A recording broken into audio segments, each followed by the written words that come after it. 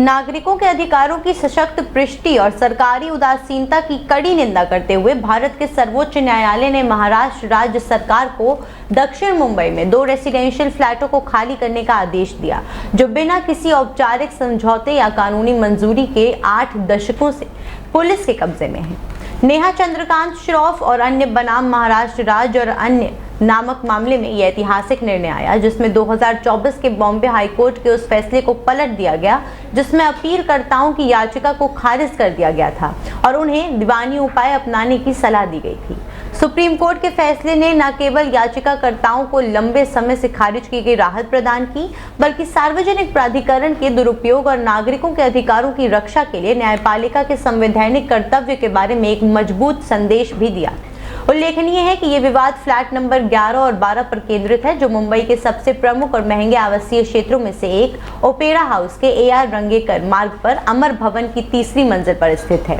वर्ष 1940 में ब्रिटिश शासन के दौरान फ्लैटों के तत्कालीन मालिक वर्तमान याचिकाकर्ताओं के पिता ने स्वतंत्रता पूर्व अशांत अवधि के दौरान आपातकालीन आवास आवश्यकताओं को पूरा करने के लिए पुलिस विभाग को अस्थायी रूप से रहने की अनुमति दी थी। इसमें महत्वपूर्ण बात यह है कि कभी भी कोई लिखित लीज, लाइसेंस या रिक्विजिशन ऑर्डर एग्जीक्यूट नहीं किया गया, केवल मामूली राशि का भुगतान किया गया। 2007 तक प्रति फ्लैट प्रति माह 611 रुपए, जो 2008 में पूरी तरह से बंद हो गया। परिवार ने बार बार अपने निजी उपयोग के लिए फ्लैट को वापस करने का अनुरोध किया और 1997 की शुरुआत में कई कानूनी नोटिस भेजे। हालांकि राज्य ने ना तो फ्लैट खाली किए और ना ही कोई कानूनी व्यवस्था की। मामले की गंभीरता और पुरानेपन के बावजूद बॉम्बे हाईकोर्ट ने 30 अप्रैल 2024 को रिट याचिका को ये कहते हुए खारिज कर दिया कि मामले में रिट क्षेत्राधिकार के लिए अनुपयुक्त तथ्यों का निराधार करने की आवश्यकता है और याचिकाकर्ताओं को एक सिविल मुकदमा दायर करने की सलाह दी।